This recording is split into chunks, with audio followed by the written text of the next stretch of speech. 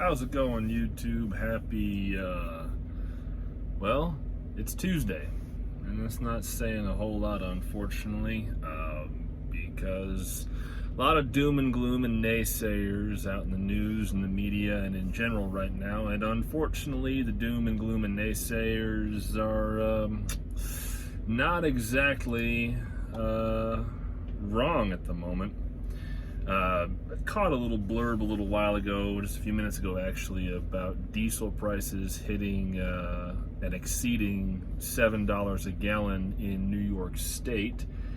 And so I thought I'd do a little bit of digging into this situation and see what's what and talk about it a little bit. There's some truckers out there who have been through it all before. This is nothing new to them, but this is my first time going through this level of diesel prices, and certainly my first time as an owner-operator. And while I've been doing okay, and I got to give my dispatcher a lot of credit for finding me good freight rates and keeping me moving at decent freight prices to offset these insane fuel costs, not everyone is as fortunate. And also some areas, while they have decent freight rates, the fuel costs are, they're just eating into the margins, which is extremely unfortunate. So, and there's a forecast being bandied about of a potential fuel shortage in the offing here. I'm not seeing any information yet about when that really might manifest itself, but according to this news story from Rockbridge County, Virginia, one of their local news affiliates, the Pilot, Flying J, and Loves have said that there are diesel supply issues, and companies, they are monitoring the situation, which doesn't say a whole lot. Several trade publications say diesel supplies on the East Coast are now at the lowest in almost 20 years.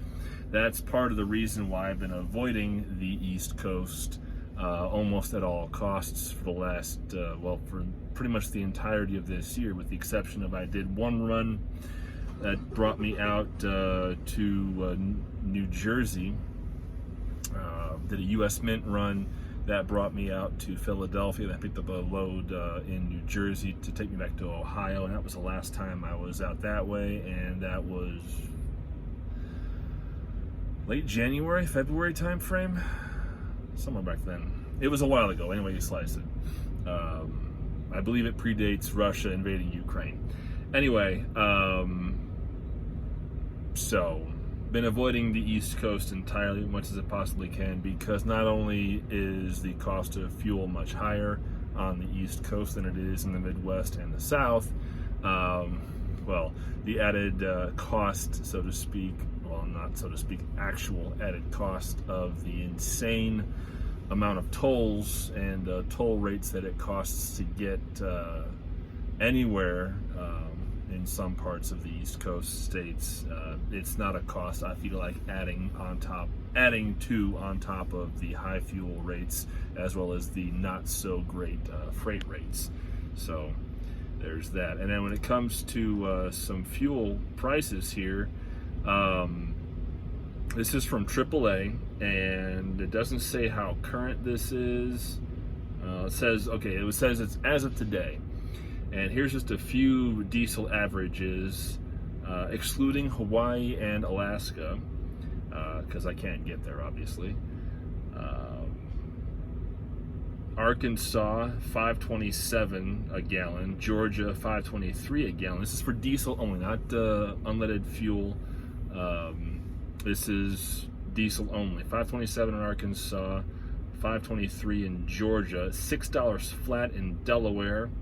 Connecticut, $6.43. California, $6.56. Arizona, $5.49. I'm just jumping around here. Iowa, $5.26. Idaho, $5.43. Not terrible. Illinois, $5.30. Kind of surprising. Indiana, $5.38. Kansas, $5.25. Kentucky, $5.25. Louisiana, $5.20. Massachusetts, $6.40. Maine, $6.37. Minnesota 530, Missouri 519. Way to go, Missouri. Mississippi 520, Montana 550, North Dakota 534. I'm in South Dakota right now, and the truck stop I'm at right now is 583 a gallon for diesel here, but I know it's not the statewide average. New Mexico 543, New York 652, no thank you. Pennsylvania 631, Rhode Island 644, definitely no thank you there. Vermont 638, South Dakota 534. Okay, so I'm in the high side of the state, so to speak, but bear in mind there's another caveat to these diesel prices, and while the average for a given state might be a decent price point, the reality is that also takes into account not only the major chain truck stops, but also the small mom and pop shops that charge a lower rate, and some of the smaller chains that also charge less for diesel as well.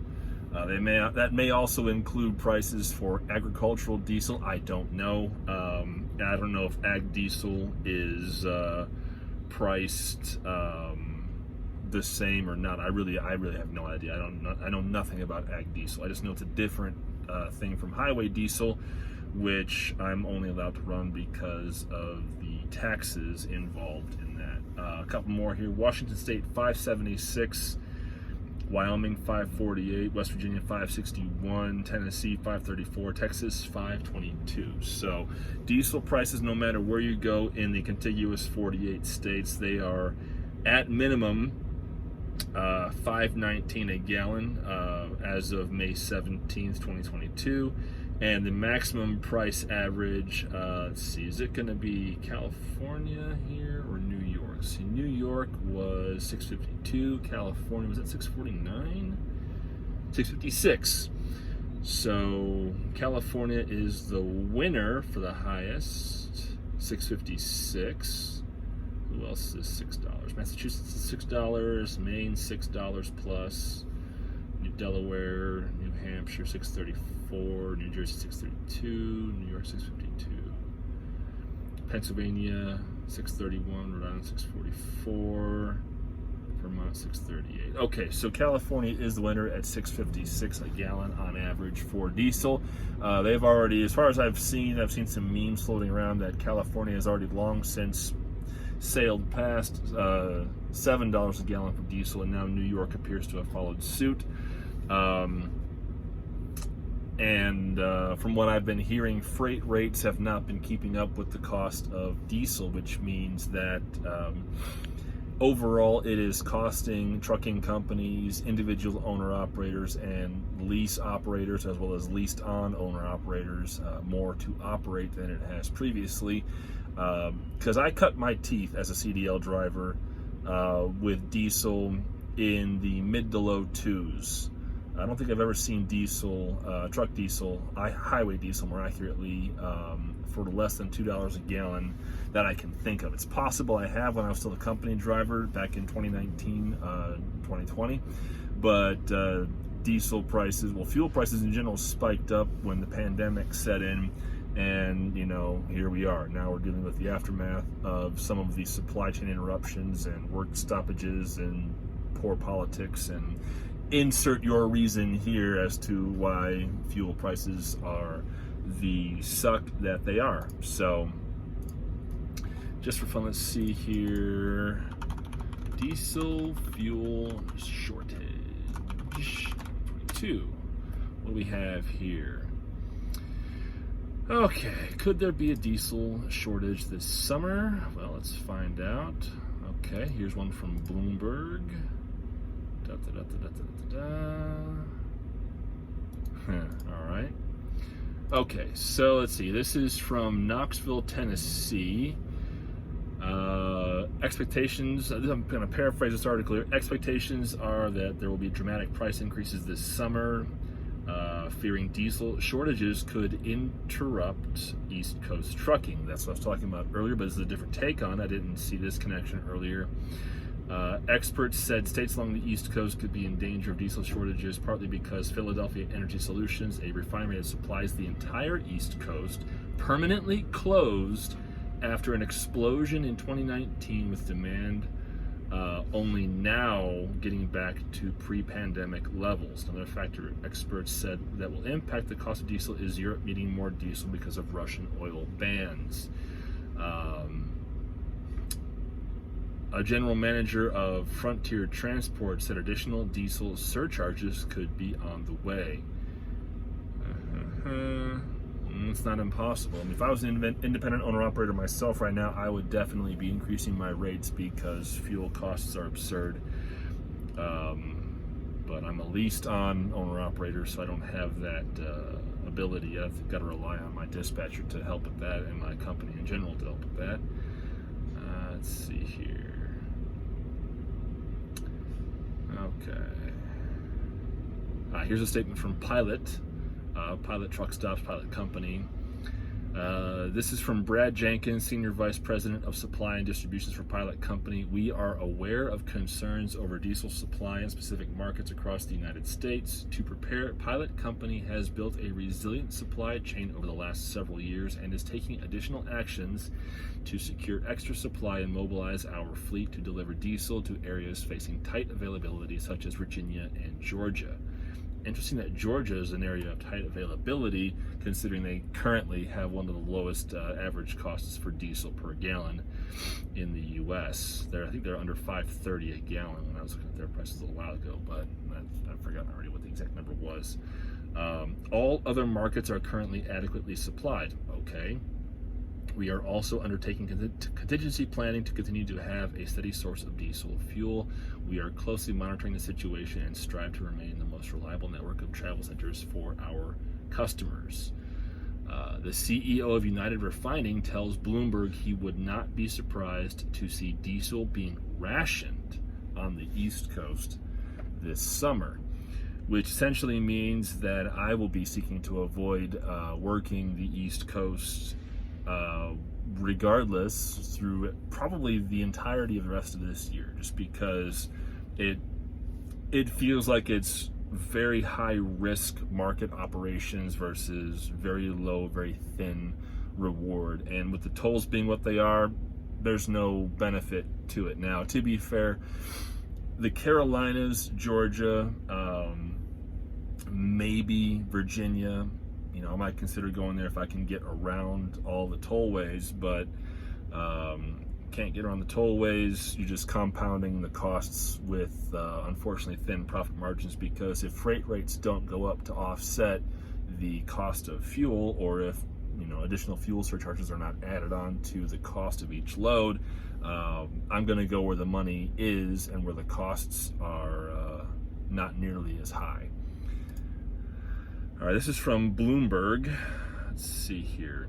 The U.S. can't make enough fuel and there's no fix in sight. This is from May 13th, so this is 4 days ago, with a correction on May 16th. A shrinking fleet of domestic refineries is producing a greater share of the world's gasoline and diesel, setting the stage for a supply crisis. From record gasoline prices to higher airfares to fears of diesel rationing ahead, America's runaway energy market is disquieting both U.S. travelers and the wider economy. But the chief driver isn't high crude prices or even the rebound in demand. It's simply too few refineries turning oil into usable fuels. More than 1 million barrels a day of the country's oil refining capacity, or about 5% overall, has shut since the pandemic began. Elsewhere in the world, capacity has shrunk by 2.13 million additional barrels a day, and with no plans to bring new U.S. plants online, even though refiners are reaping record profits, the supply squeeze is only going to get worse. We are on the razor's edge, according to John Hours, Executive Vice President at Turner, Mason & Company in Dallas. We are ripe for a potential supply crisis. The dearth of refining capacity has dire implications for both U.S. consumers and global markets. At home, retail gasoline prices continue hitting new records, exacerbating some of the worst inflation American households have ever seen. Meanwhile, the East Coast is on the brink of a diesel shortage that risks crippling already strained supply chains that have disrupted the flow of everything from grocery staples to construction supplies in the last 2 years. The factors fueling the refining shortage won't surprise anyone. With demand for gasoline and jet fuel practically vanishing during the height of the pandemic, companies closed some of their last profitable crude processing plants permanently. Some of those plants have been affected by fires, explosions, and hurricanes, and were just too expensive to fix, especially because an eventual transition towards cleaner energy makes their long-term business model unprofitable and makes them less likely to attract buyers. By the end of 2023, as much as 1.69 million barrels of U.S. capacity is targeted for closure compared to 2019 levels, according again to Turner Mason and Company. At the same time American refining shrinks, the war in Ukraine has made the global divergence between supply and demand even more acute. With many countries shunning Russian fuel exports in the wake of the war, the U.S. is now supplying more of the world's fuel with an ever-shrinking fleet of plants, meaning refineries. Europe has been seeking alternatives to Russian diesel since the war began, while fuel demand in Latin America, the largest buyer of U.S. refined products, is strong and growing. Meanwhile, the U.S. is itself gearing up for a spike in consumption this summer. That's setting up refiners to reap record profits this year. Valero Energy Corporation is seen generating the most cash from operations since its stock started trading in 1997, while top refiner Marathon Petroleum Corporation is expected to post its highest margins in a decade. The two companies are the second and 10th best performers, respectively, in the S&P 500 index this year as of Friday morning. Retail prices for both gasoline and diesel climbed to fresh records of $4.43 and $5.56 a gallon, respectively, according to AAA data from this past Friday. U.S. gasoline futures also rose to a new high. In other kinds of markets, a surge of demand and shortage of supply would trigger more investment, especially with such swelling cash hoards. But the long-term here's the key phrase here. The longer-term transition away from fossil fuels dims the outlook for demand, making companies unwilling to put up the billions of dollars needed to build new plants. Even resurrecting idled plants can be prohibitively costly at a time when construction and labor costs in the U.S. are booming. With California unveiling this week a roadmap to slash oil use by 91% from 2022 levels by 2045, and other places moving to limit fossil fuel use in the decades ahead, refining companies and their investors can see the writing on the wall. All right, I'm going to pause there for a moment to talk about this. Now, this is going to cut two ways. Cleaner energy is on the way, yes, but what shape will that energy take? Is it going to be based in some form of petroleum product? Will it be combustion based? My gut feeling tells me yes, because the economy we have right now is far and away too dependent on, these rigs that are diesel powered, moving the vast majority of the United States economy across the country to our ports for export, in and out of airports with air freight, and also just in general, we are a diesel-powered economy right now when it comes to logistics. And that's not just trucks, it's also rail freight. I mean, those locomotives that you see on the railroad right now, those are diesel locomotives. They got 12, 14, 16 cylinder engines in there. They're pumping out 4,000 to 4,400 horsepower, and they're moving 15,000 tons at a time, on a full train with, 2 to 8 locomotives depending on where you're at. So those are not going to go away overnight, and driving the prices up now for diesel is only going to hurt the economy in the short term, yes, but it's also going to have long-term implications, because when the transition to cleaner energy comes along, who's going to make the moves? Who's going to be able to make the move to the cleaner energy? The big mega carriers, sure, but they're only a fraction of America's logistical firepower, so to speak. There's hundreds of thousands, if not millions, of independent owner-operators, small trucking companies, and small fleets numbering anywhere from 5 trucks to under 500 trucks. And they represent the other 75% of America's trucking. The big 5 mega carriers, 25%, maybe 33% at best, and they can't retain drivers. So who's going to be able to move the freight? We can't automate it because we can't get the bugs out of the system fast enough to replace the drivers who won't drive or who are retiring because, the system sucks, or they've just been doing it for 40 years and they're done. So, a lot of things that folks are not looking at in terms of the short picture as well as the long-term picture here, and it's going to be a real problem for a lot of folks real quick here. I don't see the transition to non-diesel trucks happening for an over-the-road applications anytime within the next 5-10 years, just because there's no infrastructure for it, the platforms don't yet work, and the platforms aren't reliable enough to get the job done. 3 things right there. They're not here yet, they don't work, they're not reliable. So, major factors right there that do not spell good things for the U.S. economy. Moving on to this article here. Nothing about the current environment is promoting investments in fossil fuels, says Bloomberg intelligence analyst Fernando Valley. Sorry, this jet engine is down by Ellsworth Air Force Base, and someone just took off, and I kind of want to see who it is, because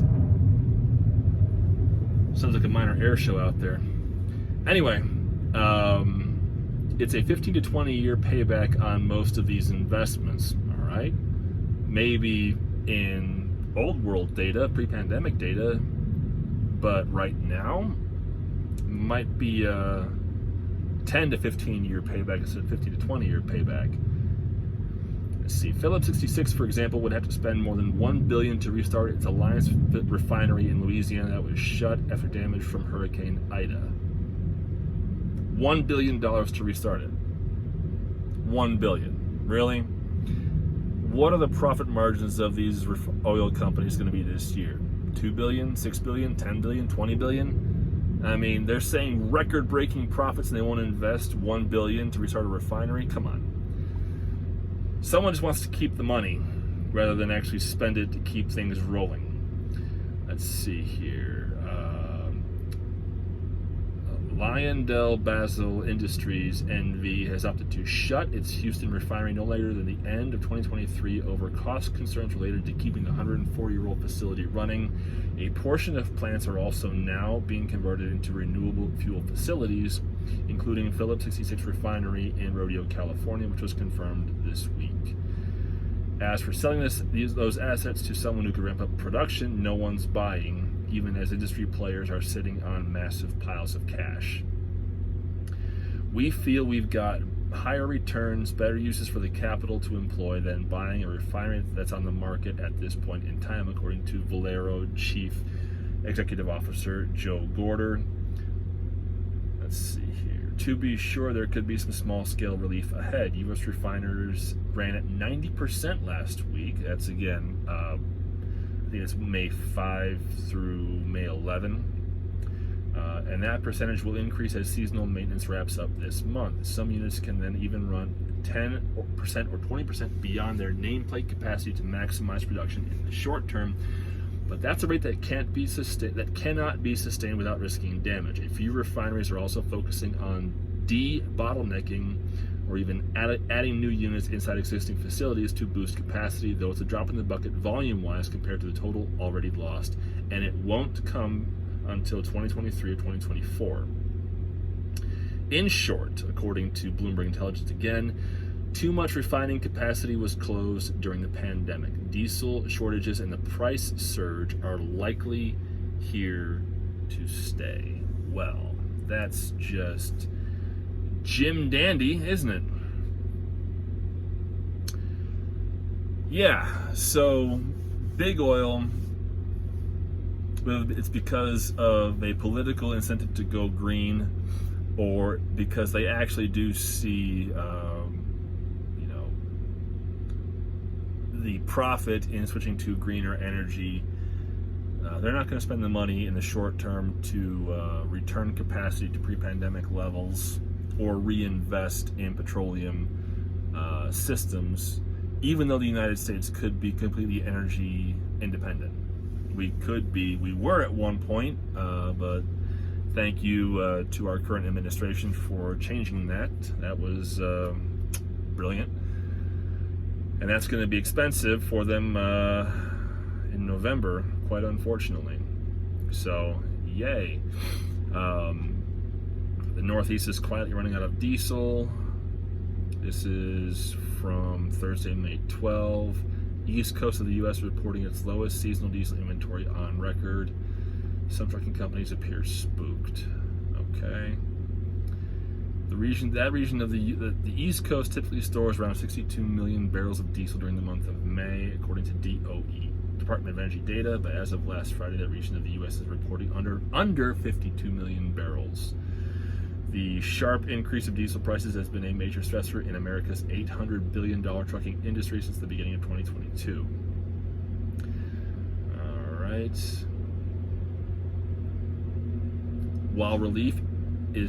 When relief is coming isn't yet clear, and experts say higher prices are the only way to attract more diesel into the Northeast. All right, well, fair enough. You send the product where it's going to generate the greatest return on the investment, so to speak.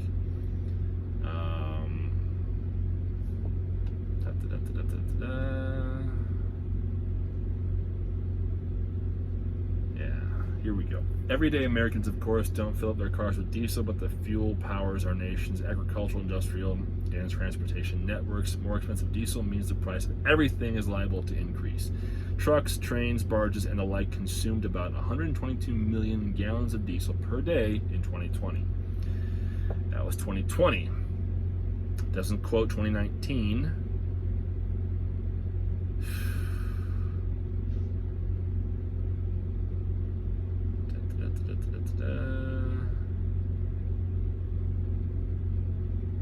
Diesel shortage warnings. Here's another statement, or another bit of info from pilot Flying J and Loves. They told the Wall Street Journal on May 11th that they were not planning to restrict diesel purchases, but were monitoring low diesel inventory. Not unlike every other supply chain crunch we've seen in the past few years, the cause of the Northeast's diesel shortage is multifaceted. A years-long degradation of refineries is rubbing against the Gulf Coast, preferring to ship its oil to Europe and Latin America. Here's a breakdown. The East Coast has lost half of its refineries. Brilliant. As Bloomberg's Javier Blas wrote on May 4th, in the past 15 years, the number of refineries on the U.S. East Coast has halved to just 7. So 14 down to 7. The closures have reduced the region's oil processing capacity to just 818,000 barrels per day, down from 1.64 million barrels per day in 2009, while regional demand is stronger.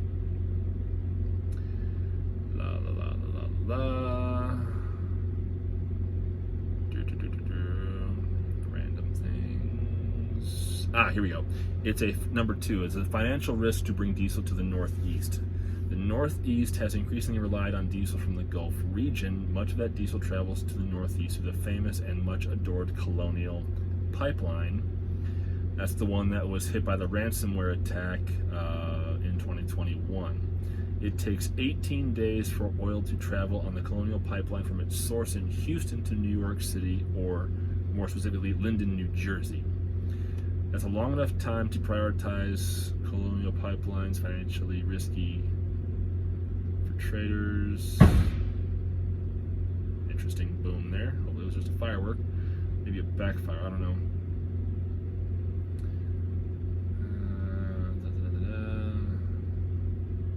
Okay, so there's other economic factors here that I don't pretend to understand. There's this concept here called backwardation, And that backwardation refers to the market condition in which the spot price of a commodity like diesel is higher than its futures price. It's only gotten stronger over time in the diesel market.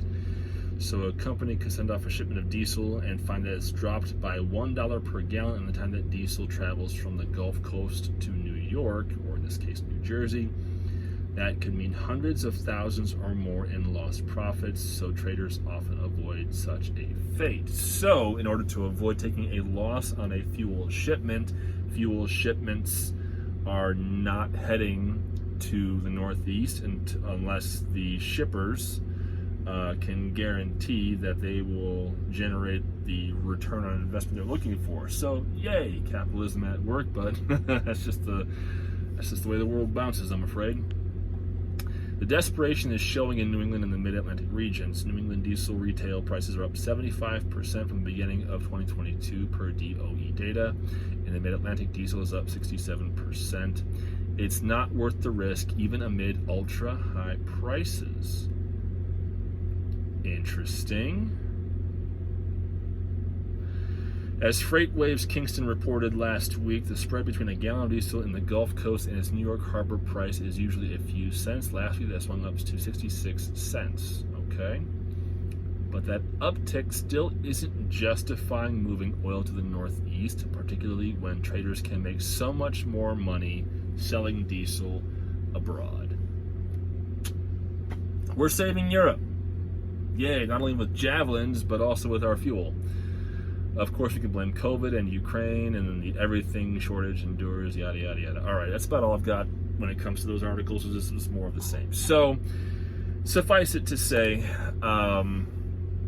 trucking in the Northeast of the U.S. is going to suck for the rest of this year. I'm not going to go there unless the money is just so good it justifies the risk to me personally and the cost. The cost risks, not the personal risk, the cost risks as opposed to the personal risk of getting up there. Tolls, fuel, whatever. Like, it's going to have to be, $7, $8, $10, $12 a mile. $10, $12 a mile to justify the tolls, the likely $7 to $8 to $9 a gallon diesel I'm going to experience, and then the cost of having to possibly take a lower rate freight to get out of that region.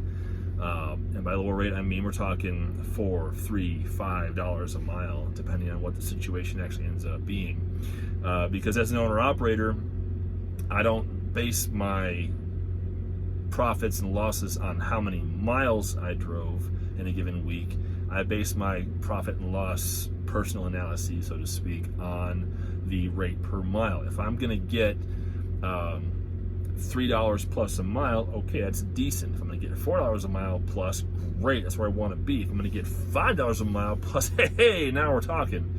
But right now, a lot of freight is trending under $3 a mile, depending on where you're at in the regions of the U.S., and that's affecting profits. That's affecting the ability for me to forward think, what I can and cannot do, where I can and cannot go, because I had not only to consider my quarterly tax filings, my day-to-day costs, maintenance costs, likely and potential maintenance costs, routine maintenance costs, tolls, heavy vehicle use taxes, whatever else, other operating costs. There's a lot of things that tie into where I choose to operate. And right now, operating in the Midwest, the South, and some of the mountain states is to my advantage because diesel costs are low enough. Well, they're polite enough, I guess you could say, in these challenging times that I can offset the cost of diesel with decent freight.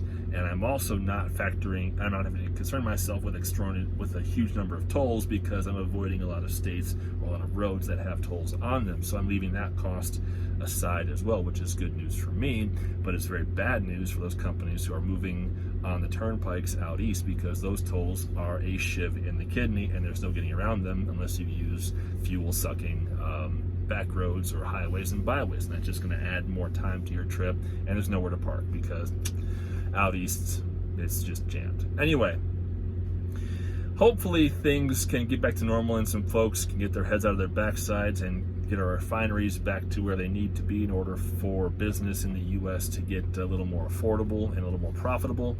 but unfortunately that does not look to be happening anytime soon because, well, big oil doesn't want to spend the money, and eventually I guess the government's going to give us all brand new engines that can run on hybrid fuel. So it is what it is.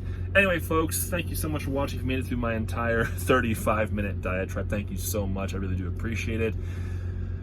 Be safe, be well, and I will see you down the road.